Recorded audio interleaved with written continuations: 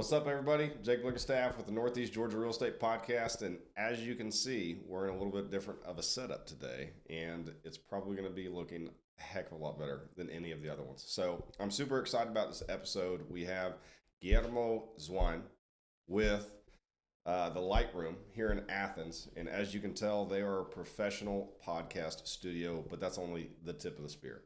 So I'm super excited about this one, and you definitely need to check it out. Welcome, first-time guests and loyal listeners to the Northeast Georgia Real Estate Podcast. I'm your host, 𝐃𝐑𝐄, and I'm here to guide you through the real estate landscape across our region.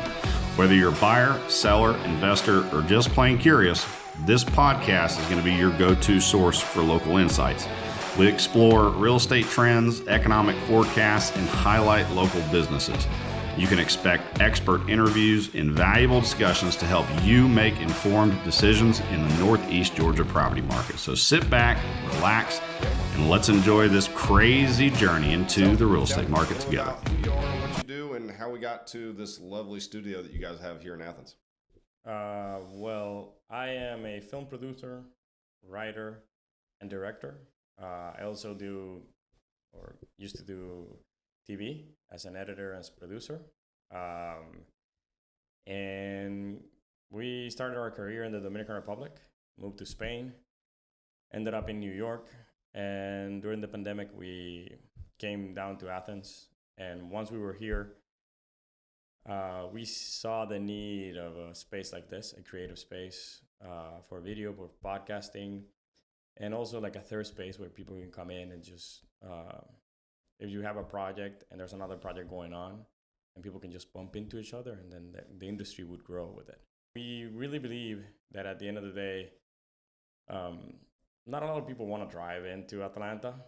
All around surrounding Athens, there's a lot of people trying to avoid the traffic. So why not open this space and take advantage of that?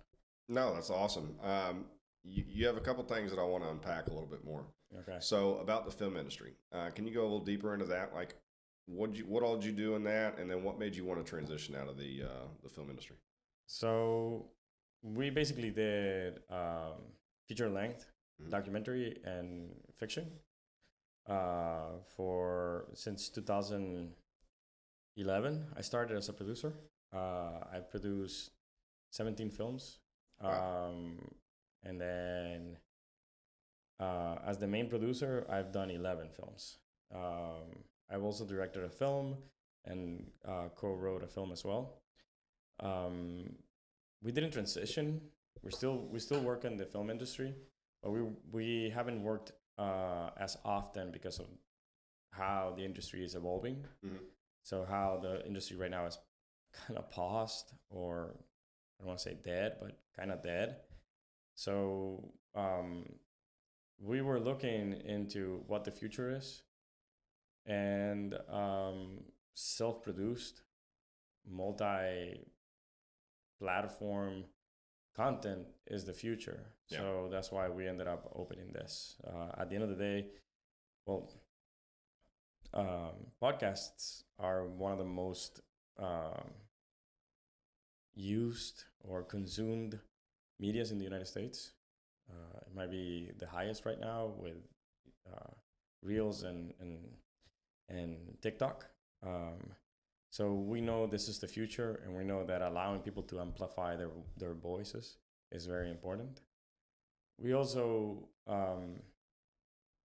wanted to rent equipment because there's a need in this area for equipment as well. Yes, I can attest to that. So we wanted to bring a hub for that. And again, we haven't transitioned. We're still pitching TV, and we're still trying to make films. It's just in a slower pace, not 2 films a year. And definitely, as a post-producer or editor, TV has really slowed down. So we haven't done TV in a while. Yeah. Well, I think having that experience on the production side definitely makes you an asset on the smaller scale, like what I do, for example, just because I don't know what I don't know. And so by you saying, hey, we have knowledge and a value and a service to offer for the individuals just like you mentioned, where podcast space is completely taken off, where just about every flavor under the sun of a podcast out there, you could probably find somebody that's putting some content out. And so by you being able to provide that service here in Athens, because as far as I know, there's not any other direct competitors in the market for like what you guys specifically do, is there? Yeah, there is. There's Rooster High Production. Ah, yeah, Zach. Yeah, I know Zach. Yep. It's a really nice guy. He knows what he's doing. He doesn't have a studio yet. And then I think there's other independent podcasters like you out there. I think something that the film industry shows you is that there isn't a competition per se. Like, not because there's other realtors out there, that doesn't mean that, you know, or it's other, like, I don't think Fresh Market is pissed off that Kroger is in front of it. I think it actually just helps Fresh Market that Kroger isn't there. Yeah. Because if Kroger doesn't have anything that Fresh Market has, then you cross the street. And the same way with realtors. Like, you represent a house that another realtor wants to buy, is win-win situation. Yeah. So in this case, yes, we are providing a space that right now no one else has. And yes, our knowledge helps make things bigger. But we see this space as a rental space, not necessarily for us to produce.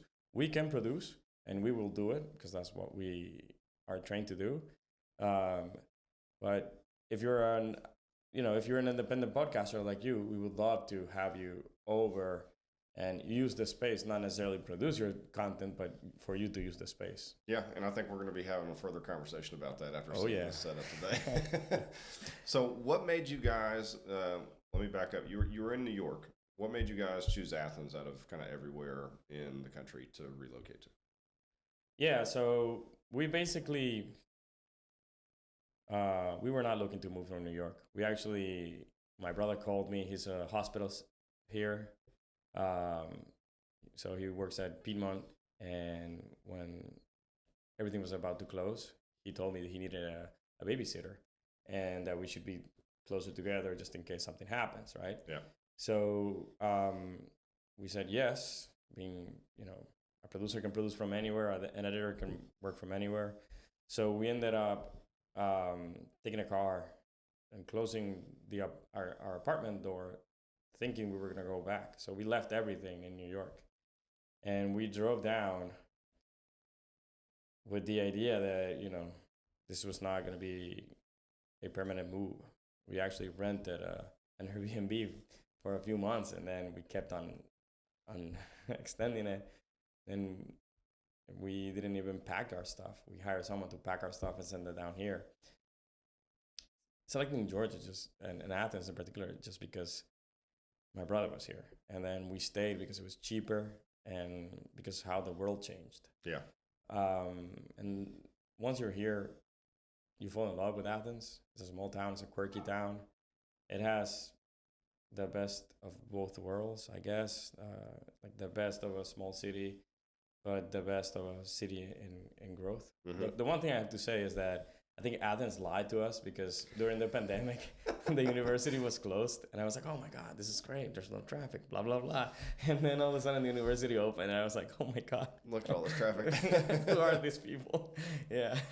Yeah. I think for anybody that lives here full time, our favorite time of year is when the school lets out, because it's like a nice little reprieve on traffic for the entire time. Yeah. And then the townies can be townies. It's very interesting. Yeah, for sure. Well, good stuff. So let's jump back into this particular location. So what are all the services that you guys provide here?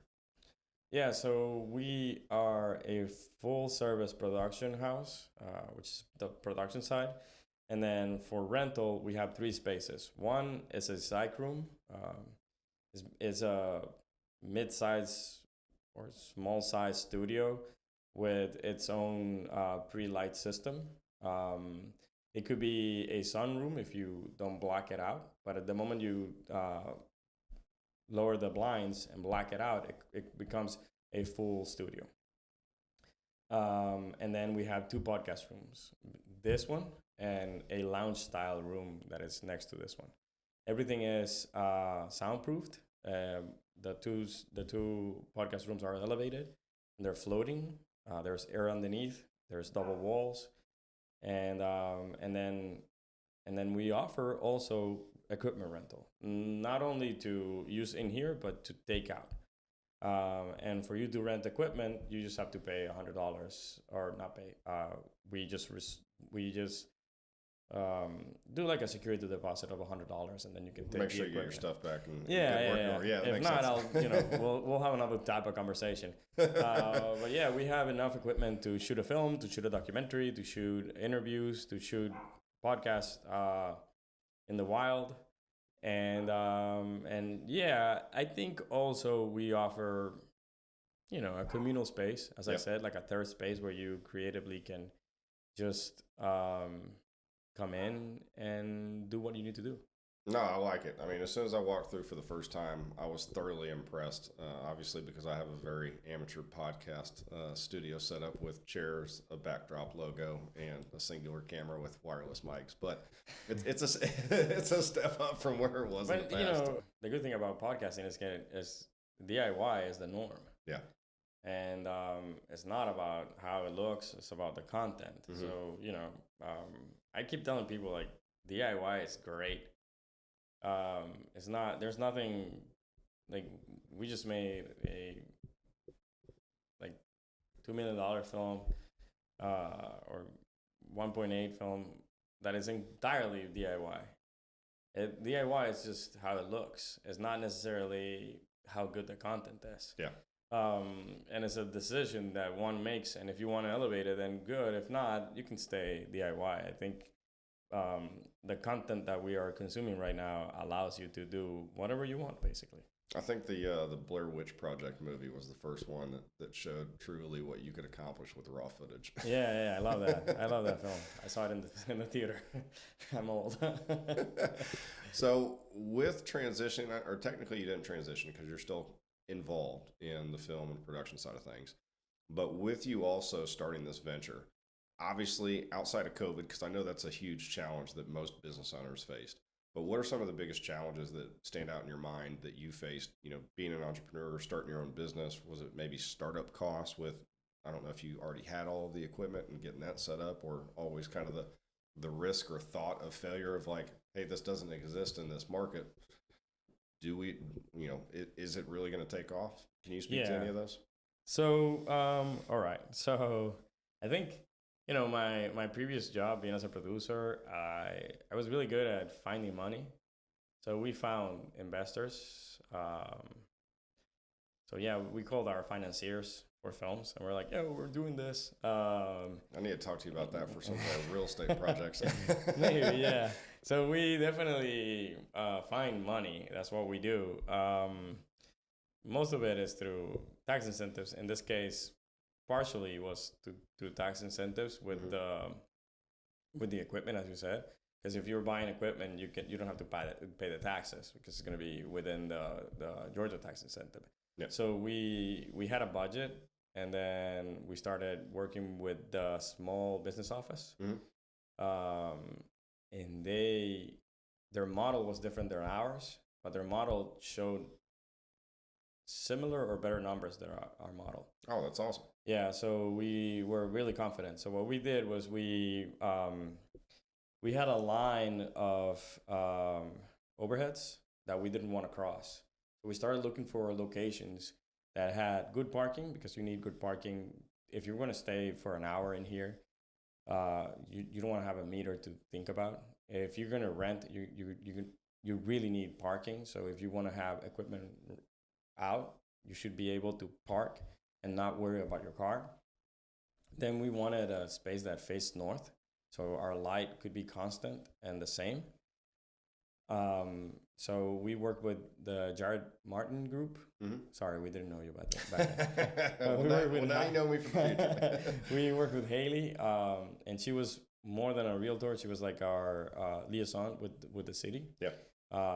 And like how the city still works a little bit informally. So she helped us find the space, get it, and then the small business office helped us prep everything that we needed to show to our landlords that we could definitely do this. So as I said, we put a threshold of like overheads. We didn't want to go past that, and we didn't. And then we wanted the business to cover that threshold with a minimum of around 5% to 10% usage. So basically after that, then we knew we could pay people and then pay ourselves and actually have a lucrative space. And then another thing that we faced was the concept of avenues of revenue, because we didn't want to have, so film, the problem with film was that there was only one revenue. At the beginning it was producing, and producing takes so long that it's hard. So we wanted a business that had a model where we could get multiple avenues of revenue. In this case, what we ended up doing was simple. We wanted at least 5 avenues of revenue. So rental, production, the rental space, and then we wanted the capacity to edit, so keep post-producing. And then the 5th one is to actually use the space to create workshops, to rent the space as an event space. And that way, you know, if one of the eggs doesn't produce as fast, at least the basket had 5 eggs. Yeah. I haven't said a lot of challenges, but our biggest challenge is still, you know, even if my background is finding money, finding the money was the hardest part. And then understanding, there's no shortage of doubt. Oh, yeah. It's a killer. Yeah. So I've never had, I think the biggest hurdle was a psychological one of, I've never had a steady income. And then all of a sudden, I've always had a steady income. What I'm saying is like, I'm a gun for hire. So at the end of the day, I have to always be hustling. Oh, yeah.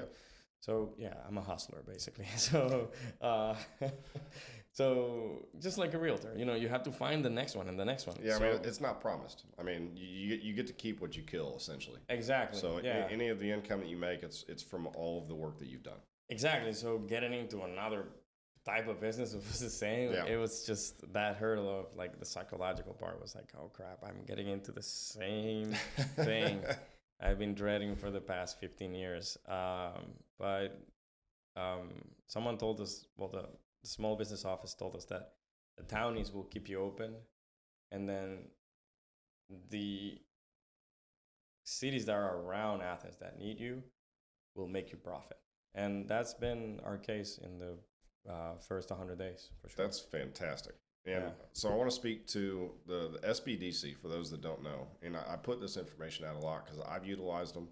And any of the tenants that I work with that are looking for space, or small business owners or new businesses, that's one of the first questions that I ask, because a landlord or any reputable landlord is always going to ask the question of like, how long have you been in business? Yeah. And then if you're a new business, do you have a business plan? Do you have financial projections? What's your marketing plan going to be? What's your modeling going to be for your business? So like the SBDC is a phenomenal resource for any small business or new business, because just like what you said, they tell you, hey, here are all your potential lines of revenue of different opportunities that you might have in your market. And then for the individual market that you're looking at, here's also some other things of what you could potentially project for your business. So I love hearing success stories about other individuals that have gone through that. Yeah. Well, you know, we only have 100 days, but those 100 days have been successful. So let's just say yes, we are a successful case. Now, to talk about like finding a location, so that's obviously in my wheelhouse, and sometimes different clients that we work with have tons of different needs. So yours were obviously very specific, in the location that you guys have is spectacular as well. So I'm just blown away with, for one, what you guys have been able to accomplish this far, and being able to find a location in Athens that was able to accomplish all that. So super stoked about that. Yeah. So this location was actually under contract. Was it? Yeah. And so we were looking at other spaces, and then the under contract It fell out or terminated? It fell out, yeah. And we moved very fast because we already had everything prepped. And we had the financial security and everything, so we sent it out immediately. Our architects, which is a basic workshop, they were a little bit worried about our great neighbors, the best neighbors you can get, which is 𝐃𝐏𝐈𝐒𝐿𝐒𝐎, But the worriness was because of they are a bar. Mm-hmm. So they have music. They are a restaurant. They have people. So at the end of the day, we needed to find a way to minimize the noise. So we just put everything on against the other wall. Yeah, makes sense. And then that's why we floated everything to minimize the vibration coming from there. We also did a lot of negotiations with our landlords who were very, very nice to us. We did get, I don't know how much in depth you want me to go. As deep as you want. So we did get, we negotiated tenants allowance. Yep. Which we definitely were grateful for. At the end of the day, Anything you don't have to come out of your pocket is beneficial. And it also shows that they trust us, and they really, that at the end of the day, they want us to keep us open. So the better it is for them to have a tenant that pays and that is still here for 5 years, a commitment that is real, the better it is for everyone, right? So negotiating that was very important. And also negotiating, I don't know how standard it is to get like construction, time where you don't. Free rent period? Yeah. Yeah. So normally, like for any of my clients, I usually try to negotiate, obviously, TI to assist with build out costs. And it really depends on the type of space, the quality of the space, and really what the landlord is willing to provide. Sometimes I know for like restaurants, you might be able to get between $90 to $100 a square foot for build out, but then realistically, if it's a smaller space, you'll probably be in the $20 to $50 a square foot, depending on what that looks like. There's a lot of variables. And then the free rent period, we always usually try to negotiate that. So if we signed a lease, it's April right now. So if we signed a lease today saying, hey, these are the terms of everything that we want to agree to, and it's going to take 3 months for us to build this out. And by month 4, our doors are going to be open, and we're just now going to start being able to potentially receive some revenue. We want to try to shoot for at least 3, maybe even 4 or 5 months, so that way we can offset that downtime. And most landlords are usually fine with that. And I don't know how your lease wound up getting written or structured, but sometimes we will grant that 3, 4, 5, 6 month period of free rent, but then just tack it on to the back end. So that way the landlord is technically made whole. Yeah. But you get that free rent period. So it's a win-win on both sides. Yeah. It's a tug of war. Everyone's pulling to their side, but everyone wants the other to succeed because everyone needs the money from each other. So yeah, I think not going really deep into it, we did get what we needed. Good. We definitely there's always setbacks with construction.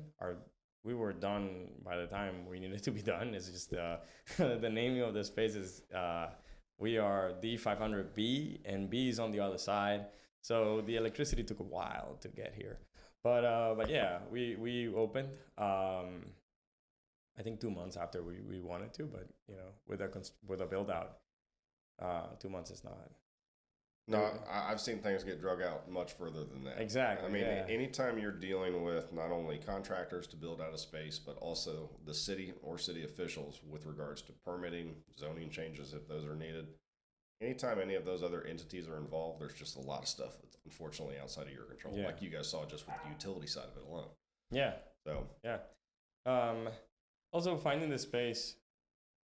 So, how important it is to have foot traffic in Athens is a complicated question, I think, because what is foot traffic in Athens? Like, where is foot traffic? Is it only downtown? Is there foot traffic in normal town? So we thought about it, we thought about foot traffic, but so we get enough foot traffic for people going into the restaurant and the spa. And then we get enough isolation in the space to actually be able to have a window-facing studio, which is important. Yeah, that's good stuff, and that all kind of plays into the whole location. Yeah. Depending on the type of business model that it is, it's really just going to be dependent on, first off and always, like what's available. Exactly. If there's nothing available, you don't really have too many options at that point. So we've already we've covered a little bit of like some of the successes that you guys had. Like you've had a great first 100-day run at it.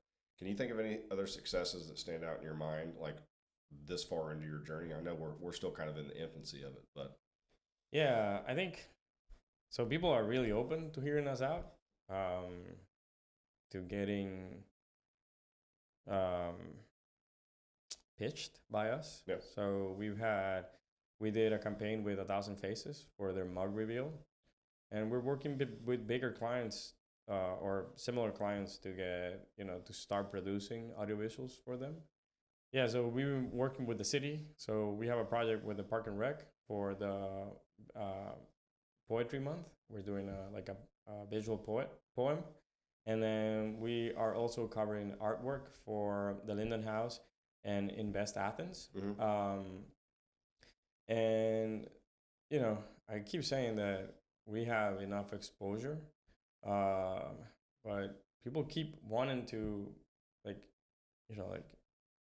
the phone never stops ringing. Those are good problems to have. Yeah. Sometimes it's people asking about Adobe Lightroom, which is like, I'm not associated with that. Not affiliated with that product? Not at all. Please don't cease and desist us. But yeah, it's a good problem to have. Yep. And it's also an interesting problem to have in relationship to growth. When to grow and when not to grow. I don't know how it is. So I don't know how it is for realtors, but is there like a summer low?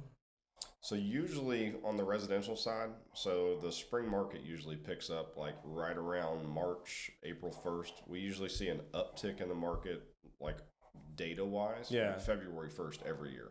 Yeah. So like for the last 10, 15 years, February 1st, that's when new homes start coming on the market and a lot of activity starts happening. And then that usually runs till about August, September, October timeframe. Yeah. And then usually the tail end of the month, going into the first part of the year, it's usually a slow season. So okay. On the commercial side, it's totally economy dependent. So like if there's high rates and nobody wants to buy because taxes are high or whatever the case, you're going to see a lot more of a lull in the market. But the neat part about commercial real estate that I love is that it's more logical and less emotional.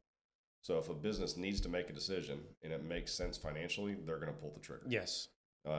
Unlike residential real estate where it's more emotionally driven. So it's like, I don't like this house because the walls aren't painted the correct color.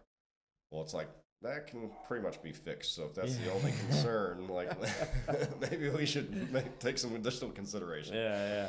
No, yeah, we're afraid of the summer lull, but not like we don't depend on the university, but like people keep talking about it. It's like you hear businesses that lose half of their profit that made on the first part of the year in the summer because there's no one here. But then audiovisual is cyclical, so you have to prep for the fall. You need to prep for the winter. You need to prep. So we're hoping that everything, that we don't have a summer lull dependent on the university. Do you guys see more, or do you have enough data to this point that the majority of your clientele is from the university, or is it just like a mix of a little bit of everybody? And so, no, it's a little bit.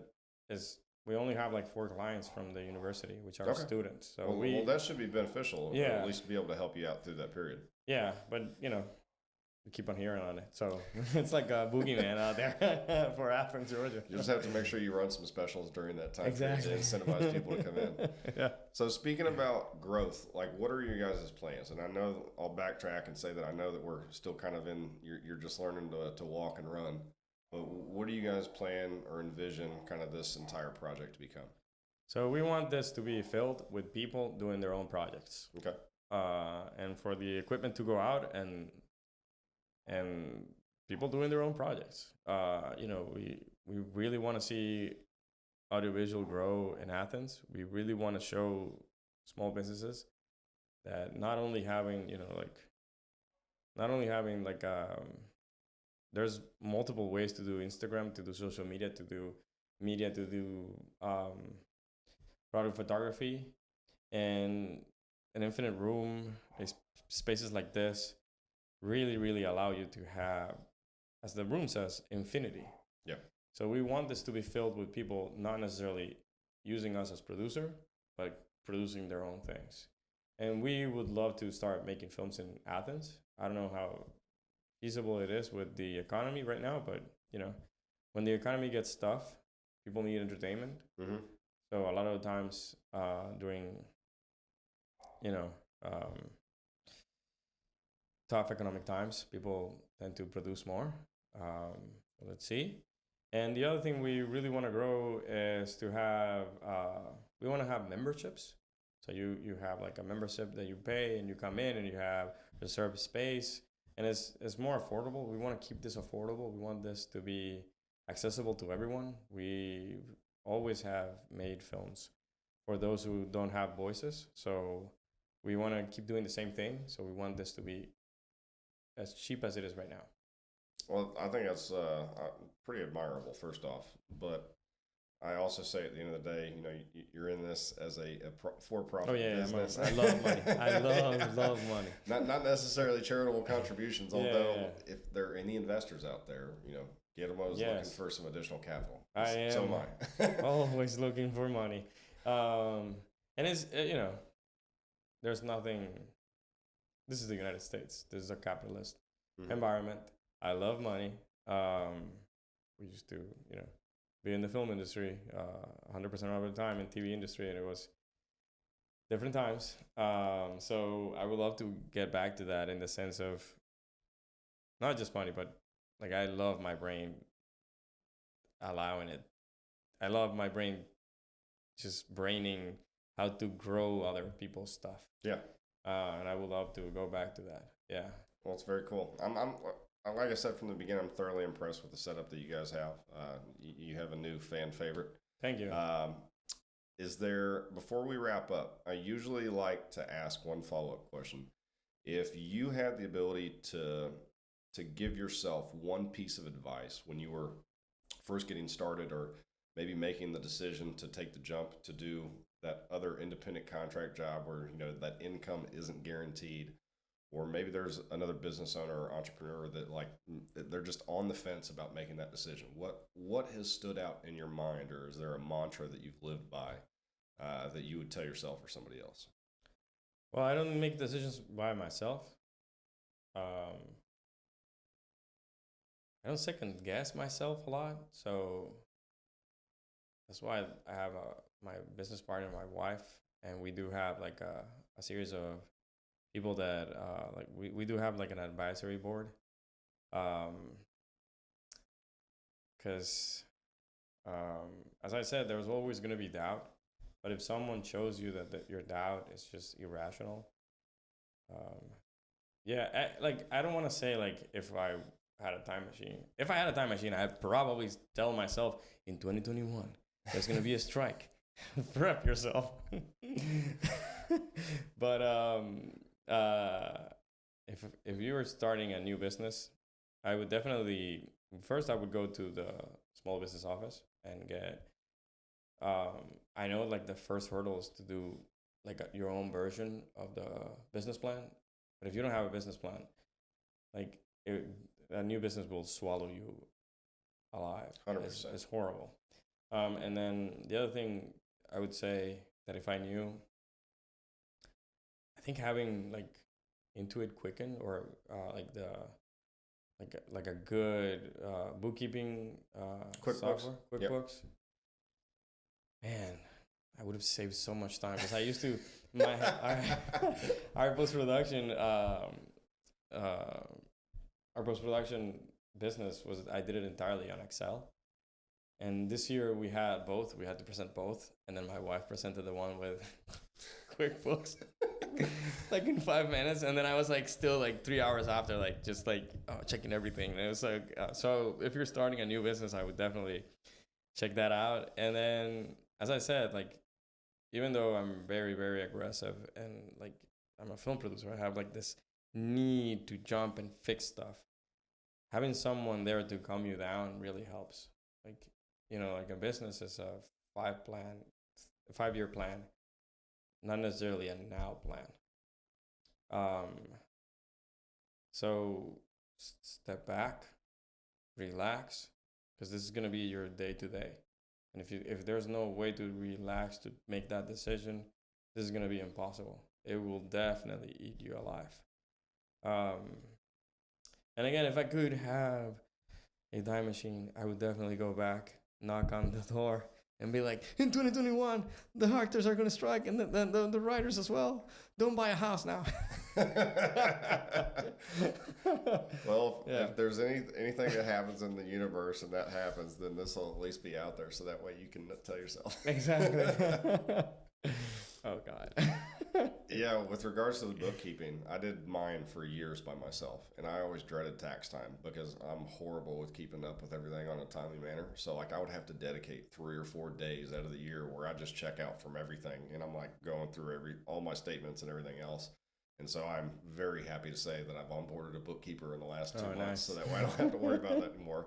Because just getting that was just something that I've always dreaded every single time, because Yeah. I'm just like I'm analytical when it comes to like analyzing an investment property, but I don't want to be in an Excel sheet when it comes to tax time. Yeah. That's just not my jam. Yeah. And so visually like constraining in a way, like it's just a bunch of boxes and you're like super anxious. It's like, why so many boxes? Yeah. All right, so as we wrap up, if anybody sees this and they want to get in touch with you, what is the best way to be able to do that? So you can find us at Instagram at the Lightroom ATH. You can also send us an email at hello at the Lightroom-ATH.com. And you can also, pass by. We're open 9 to 5 every day, right next to Puma Use. And yeah, we are open for tours. We will definitely, I think people get wowed by the tours and then understand what we do. I know I did for sure. Yeah. Awesome. Well, Yeah.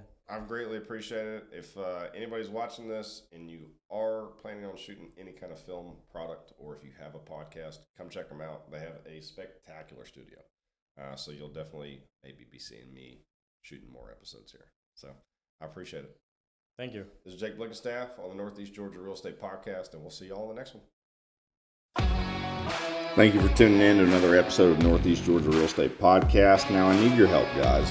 I am working towards an absolutely massive goal for next year of creating new opportunities that will allow me to not only serve my clients better, but help them achieve their commercial real estate goals as well. Key focus for 2025 is going to be for me to acquire 2 additional commercial properties, further expanding my investment portfolio and my impact in our community. This journey will allow me the freedom to spend more quality time with my family, which is the end goal. I'm sharing this in hopes of being able to connect with others who align with this vision. So if that's you, whether it's through partnerships, investing, networking, or new business opportunities, please let's connect and build something together. Thank you.